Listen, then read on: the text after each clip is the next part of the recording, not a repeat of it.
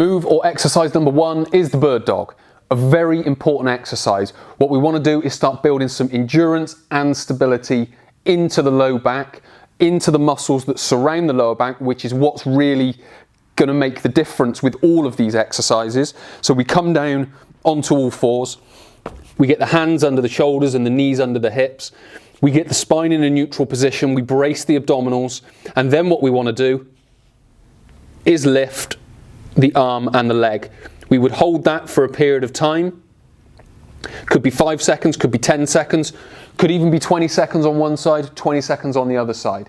What we want to be able to do is get those muscles active. If we're getting the muscles above and below active, we're going to be able to build that much more strength and endurance, which is going to be that much more effective for us. So what's happening in the bird dog? Well, when we lift an arm, the muscles of the mid back are activating and essentially holding up the lower back. So it's a really effective exercise to be able to stabilize that area, because we're getting the muscles on either side of the spine working more effectively to strengthen and stabilize that area. When we lift the leg, we're engaging this glute here. So what we're able to do with the muscles on this side of the mid back and the glutes on this side, on the opposite side, we're able to get them working, which is going to hold the low back in place, which is what we want for strength and what we want for endurance, and also what we want for stability.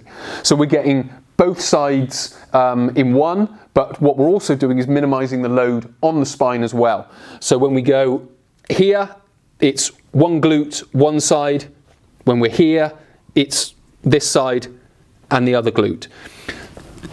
That's giving us the stability when we change from side to side. When we do it for a long time, that's giving us the endurance, and then over time, that will start to build the strength as well.